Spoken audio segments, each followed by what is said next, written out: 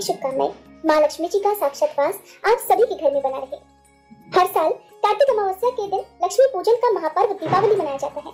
इस दिन लक्ष्मी जी और गणेश जी के पूजन का विधान है। साथ ही मान्यता है कि इसी दिन भगवान लंका पर विजय प्राप्त करके वापस अयोध्या लौटे थे, जिसकी खुशी में अयोध्या वासियों ने पूरे नगर में दीप जलाकर दीपोत्सव मनाकर भगवान का स्वागत किया था।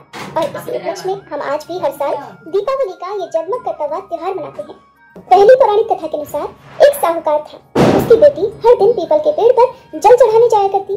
पीपल के वृक्ष पर लक्ष्मी जी का भी वास माना जाता है। एक दिन लक्ष्मी जी ने प्रकट होकर साहूकार की पुत्री से कहा कि तुम मेरी सहेली बन जाओ। उसने पिता से पूछकर उत्तर देने को कहा। घर आकर बेटी ने अपने पिता को सारी बात बताई। बेटी की बात सुनकर साहूकार ने हाँ कह दिया। अगले ही दिन साहूकार की बेटी ने लक्ष्मी जी को अपनी सहेली बना लिया।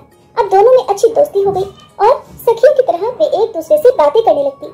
एक दिन लक्ष्मी जी साहूकार की बेटी को अपने घर लेकर आई। लक्ष्मी जी ने अपने घर में साहूकार की बेटी का खूब आदर सत्कार किया और तरह तरह के पकवान परोसे। जब वह लड़की अपने घर वापस लौटने लगी तो लक्ष्मी जी ने उससे पूछा, मैंने तो तुम्हें अपने घर बुला लिया, अब ये बताओ कि तुम मुझे अपने घर कब बुलाओगी। ये बात सुनकर साहूकार की पुत्री को थोड़ी चिंता हुई कि उसकी सहेली ने तो उसका इतना आदर सत्कार किया, तरह तरह के व्यंजन परोसे, लेकिन उसकी तो आर्थिक स्थिति ठीक नहीं है। वो अपनी सहेली की तरह इतने अच्छे अच्छे पकवान तो उन्हें नहीं परोस सकती। अब साहूकार की पुत्री ने लक्ष्मी जी से कहा कि मैं अपने पिता से पूछकर तुम्हें बताऊंगी। साहूकार की बेटी ने अपने पिता को घर आकर सारी बात बताई तो साहूकार ने अपनी बेटी से कहा कि वो अपनी सहेली को अपने घर पर जरूर आमंत्रित करे।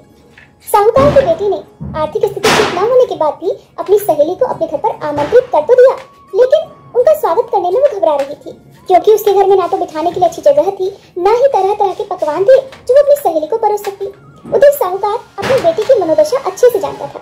उसने अपनी बेटी को समझाते हुए कहा कि बेटी तुम चिंता मत करो, तुरंत घर की साफ सफाई करके चौका मिट्टी से लीप दो।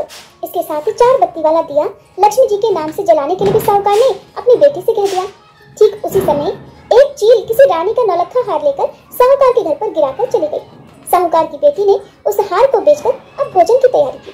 थोड़ी ही देर में लक्ष्मी जी भगवान गणेश के साथ साहूकार के घर पर आई। क्योंकि वे दोनों ही वेश बदलकर उनके घर पधारे थे, इसलिए साहूकार और उसकी पुत्री उन दोनों को पहचान नहीं पाए।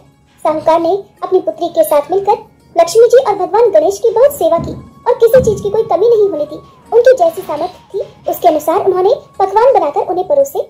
माँ लक्ष्मी जी दोनों की सेवा से बहुत प्रसन्न हुई और फिर उनके वरदान से साहूकार और उसकी बेटी की आर्थिक स्थिति अच्छी हो गई और वे धनवान बन गए। मान्यता है कि तभी से जगमग करता हुआ दीपावली का ये त्योहार मनाया जाता है और इस रात दीप जलाकर अंधेरे को दूर भगाया जाता है। दिवाली की दूसरी पौराणिक कथा के अनुसार एक बार कार्तिक मास की अमावस को लक्ष्मी जी भ्रमण पर निकली, लेकिन पूरे संसार में चारों ओर अंधकार ही अंधकार था, तो वे रास्ता भूल गई। उन्होंने निश्चय किया कि रात को वे मृत्युलोक में बिताएंगी, सूर्योदय के बाद वैकुंठ लोक में वापस पहुंच जाएंगी। मगर उन्होंने देखा कि सभी लोग मृत्युलोक में अपने अपने घरों में दरवाजा बंद करके सो रहे हैं।